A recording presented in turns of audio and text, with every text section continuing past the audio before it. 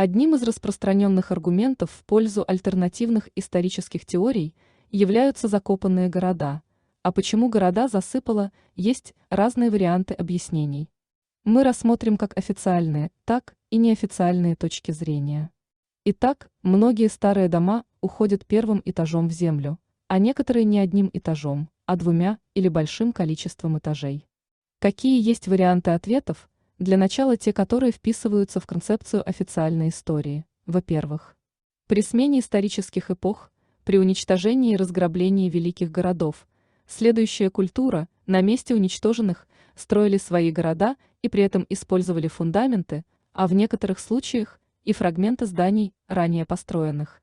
Во-вторых, практически все крупные города строились на холмах. Крупный город, если бы стоял на ровном месте, утонул бы в отходах жизнедеятельности. А на холме прошел ливень и все смыл. И вывоза мусора тоже не было. Есть мнение, что это построенные друг на друге насыпанные дороги. Вместо грунтовой дороги в городе появились улицы из камня. Мостовая износилась, ее не ломали, засыпали песком и ложили новую. Ну или так, начали класть наружные инженерные сети, трубы отвода ливневых вод, отвод канализации, подвод тепла, питьевой воды, газа. Срезать слой земли и вывозить дорого, все делали сверху.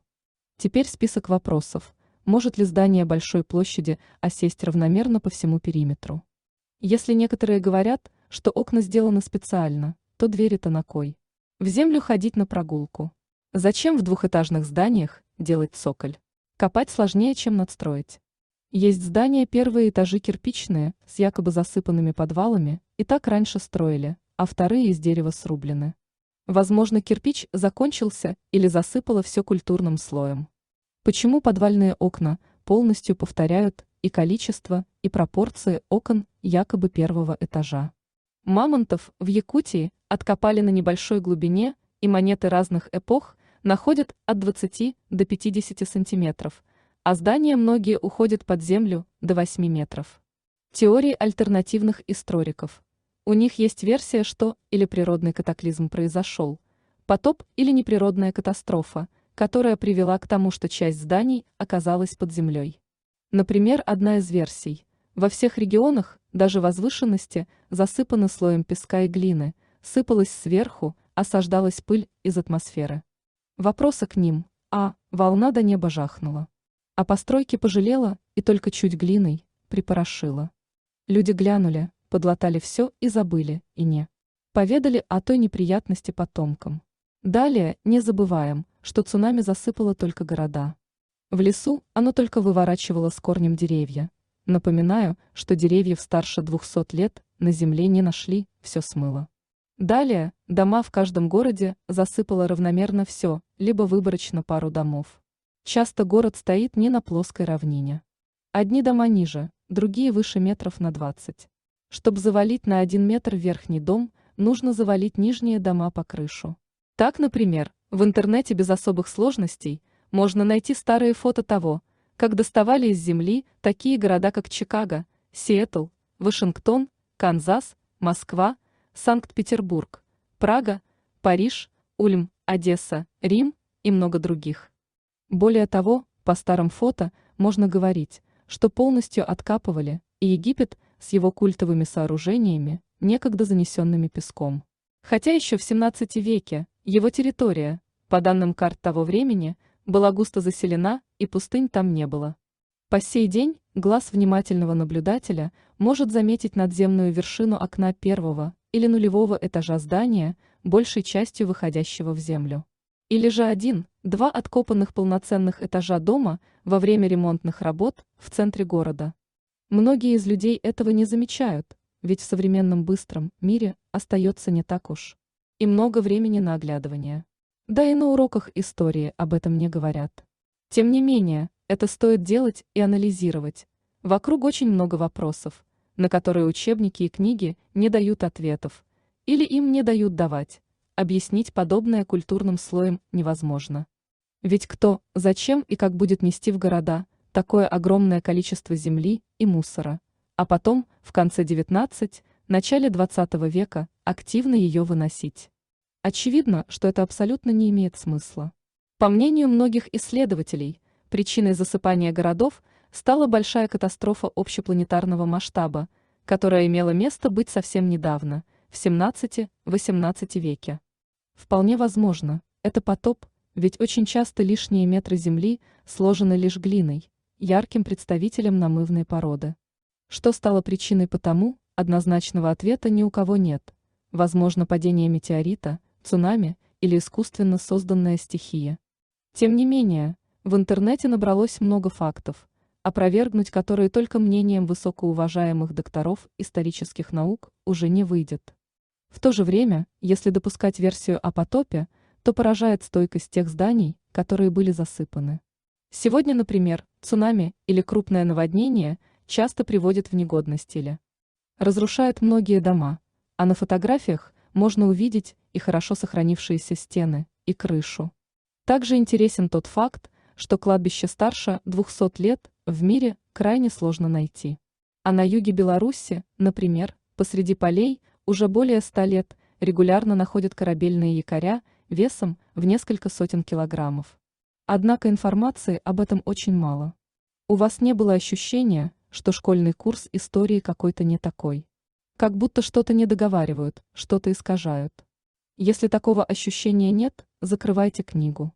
Вы в ней не найдете чего-то, что даст ответы на ваши вопросы или подтолкнет искать те самые ответы. Если же такое ощущение есть, читайте дальше. Давайте по чесноку, историю пишут победители. Или те, кто у руля. И ее пишут так, чтобы удобно было трактовать события в свою угоду и списывать свои же грехи. История – это инструмент, которым можно управлять массами. Вы же много раз слышали, что те же американцы, не коренные, а именно жители США, считают, что они победили во Второй мировой войне. Их так учат, им так преподают историю. Но не они одни ходят оболваненные, таковы все люди в мире, и закопанные города тому подтверждение. Глава 1. Частота употребления слов. Вы, наверное, думаете, как связаны слова с закопанными городами. А вот как. Если проанализировать частоту употребления слов в книгах и иных печатных изданиях с 1500 годов, в картинке с 1600 года, по наше время, то можно найти удивительный факт. Такие слова, как «засыпало», «откопать», «допотопный», «завалило», «метель», «докопаться», «навал», «завал», «нарыть», «вьюга» не употребляются ранее 1800-1820 годов.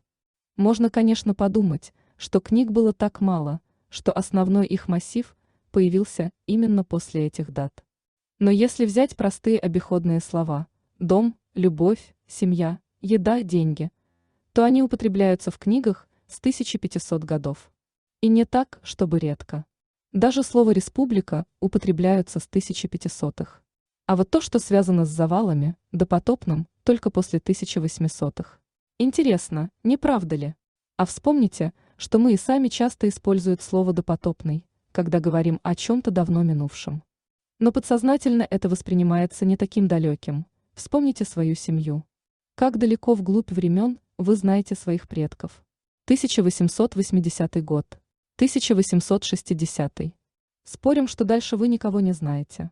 У кого не спрашивала, никто не мог назвать своих родственников ранее 1860 года. Но я немного ушла от темы. Если сделать анализ частоты употребления слов, связанных с нашей страной, то будут еще большие непонятки. Взять хотя бы слово «Христос». Как нам говорят историки, Русь крестили более 1000 лет назад. А на деле в русскоязычных книгах слово «Христос» употребляется только с 1840 года. И не годом ранее. Таких слов и сочетаний много, которые описывают историю страны. Монголо-татарская ига, татаро-монгольская ига, кому какой вариант нравится, Золотая Орда, Иуда, Чингисхан. У большинства нет упоминаний ранее 1850 годов, многие появились в книгах только в 1900-х годах. А есть еще одно интересное слово. Беспечный. Что мы подразумеваем в этом слове сейчас? Тот, кто не думает о будущем. А каков же состав слова? Без, приставка, печь, корень, н, суффикс, и, окончание. Тот, кто не сделал печь, не думал, что зима будет снежной. К слову, Беспечный начинает употребляться массово с 1785 года. Есть еще совсем немного упоминаний в 1614-1617 годах.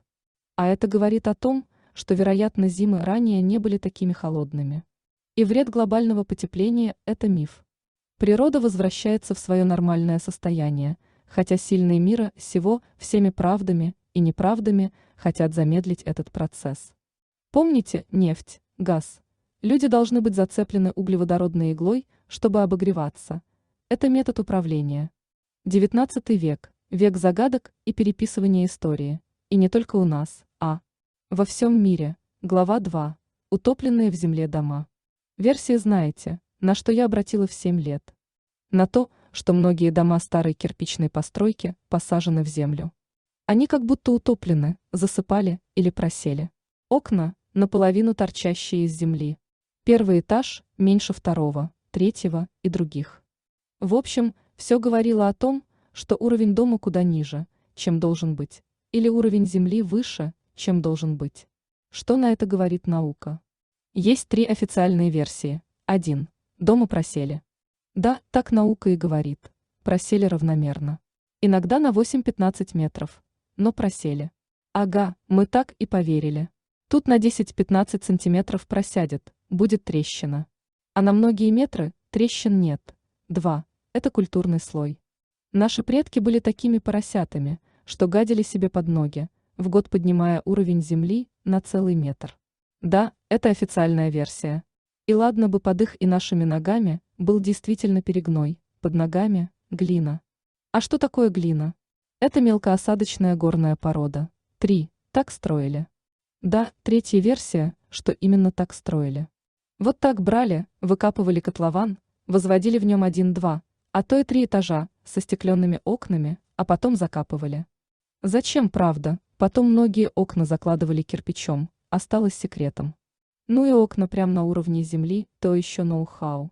Представим, что весь снег или дождевая вода ринется в эти окошки. Представили. Да, так якобы строили. Глава 3. Наши предки до 19 века, отсталые обормоты, что у меня больше всего вызывает недоумение. Так этот миф. И он не только в России. Во всем мире якобы люди, жившие до 19 века, считаются не особо умными. Их технологии в состоянии, они сами моются 1 или 2 раза за всю жизнь, ходят обсыпанные вшами и другими насекомыми. А в 30 лет такой человек уже становится стариком. И все это можно было бы принять за чистую монету, ведь нас тогда не было. А раз так написали умные мужи, значит так оно и есть. Да и технологии, в умах разумных, всегда должны развиваться. Но есть одно но. Их правда не одно, а много. Это но в том, что отсталость наших предков – это даже не миф, это ложь. Вы знаете, что нужно, чтобы организовать производство стекла? А кирпича? А что потребуется для того, чтобы производить изделия из металла? Доспехов, мечей, самоваров. Попробуйте сейчас на своем высокотехнологичном уровне организовать производство обычного стекла. Что вам потребуется для этого, вы знаете. Рекомендую почитать на эту тему хотя бы сильно подрезанную статью, чтобы иметь представление о том, насколько это сложно. Ровный плоский. Представим, что весь снег или дождевая вода ринется в эти окошки. Представили. Да, так якобы строили. Глава 3. Наши предки до 19 века, отсталые обормоты, что у меня больше всего вызывает недоумение. Так этот миф. И он не только в России. Во всем мире якобы люди, жившие до 19 века, считаются не особо умными. Их технологии в состоянии, они сами моются 1 или 2 раза за всю жизнь, ходят обсыпанные вшами и другими насекомыми. А в 30 лет такой человек уже становится стариком. И все это можно было бы принять за чистую монету, ведь нас тогда не было. А раз так написали умные мужи, значит так оно и есть. Да и технологии, в умах разумных, всегда должны развиваться. Но есть одно но. Их правда не одно, а много. Это но в том, что отсталость наших предков – это даже не миф, это ложь. Вы знаете, что нужно, чтобы организовать производство стекла? А кирпича? А что потребуется для того, чтобы производить изделия из металла? Доспехов, мечей, самоваров. Попробуйте сейчас на своем высокотехнологичном уровне организовать производство обычного стекла. Что вам потребуется для этого, вы знаете. Рекомендую почитать на эту тему хотя бы сильно подрезанную статью, чтобы иметь представление о том, насколько это сложно. Ровный плоский. Пласт стекла, который используется при остеклении, это целая технология, она требует наличия производственных мощностей, инженеров и еще много чего другого. Это невозможно сделать в рамках одной мельницы, где работает трое-четверо крестьян. Производство кирпича тоже целая технология. И для того, чтобы его делать, нужны мощности, образованные люди. Даже просто привезти инертный материал, из которого можно сделать миллиарды кирпичей, это огромные трудозатраты, на лошадях возили. Почему миллиарды кирпичей? Может и больше. Попробуйте посчитать объем производства, учитывая все дома, возведенные ранее XIX века. Кстати, Питер во многом сделан из гранита. Попробуйте зубилом и молотком отрезать ровный кусок, а потом отшлифовать его. Это будет всего один кирпич или блок. А таких там тысячи и даже миллионы тонн. Официально их немытые и нечесанные крестьяне и создавали, а Александровская колонна. Вы видели зарисовки того, как ее якобы создавали и поднимали на свое место. А она, на минуточку, весит 600 тонн. И ведь реально кто-то верит, что ее поднимали таким способом, используя силу некоторого числа людей и толстые канаты. Здесь должен быть смайл, фейспалм. Технологии прошлого превышали возможности настоящего. Это становится понятным, когда видишь весь объем работ, выполненный предками, и хоть немного понимаешь в производстве того или иного стройматериала или здания целиком. Не говоря уже даже о таких простых, на первый взгляд, самоварах. Попробуйте сделать хотя бы один или спросите у человека, который работает с металлом, возможно ли создавать такие шедевры ручным трудом. Глава 4. Что случилось с нашими предками? Мы часто читаем книги или смотрим фильмы на тему постапокалипсиса. А что если с нашими предками это и произошло? А мы лишь пришли на то, что было построено не нами. Думаете, это чушь? Тогда какое иное объяснение? Объем созданного нашими предками превышает наши сегодняшние возможности. Наука на это все закрывает глаза. Историки рассказывают сказки, совершенно не опираясь на технологический процесс создания.